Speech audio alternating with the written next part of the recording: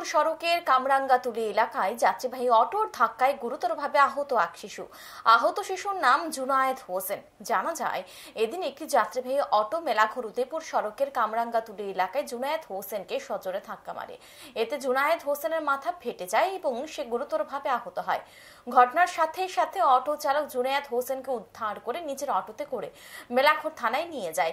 থানা থেকে জুনায়েদ হোসেনকে মেলাঘর হাসপাতালে নিয়ে যাওয়া হয়। এদিকে অটো চালককে মেলাঘর থানার পুলিশ নিজেদের হেফাজতে রাখে।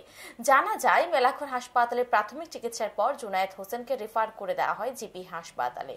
আহত জুনায়েদ হোসেনের কাকা এই দুর্ঘটনার বিষয়ে কি জানিয়েছেন শুনবো একবার।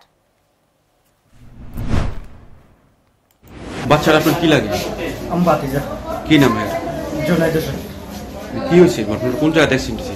অ্যাক্সিডেন্ট হয়েছে তালতলা, জিতুলি বাজারটা হরে তালতলা না, আপনার নামবেন একটা সার্ভিসিং সেন্টার আছে, সেন্টারটার সামনে।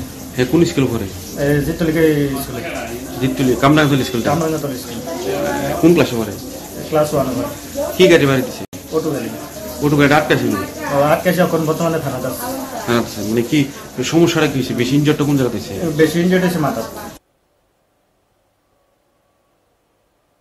এখন সময় বিরতি, সঙ্গে থাকুন।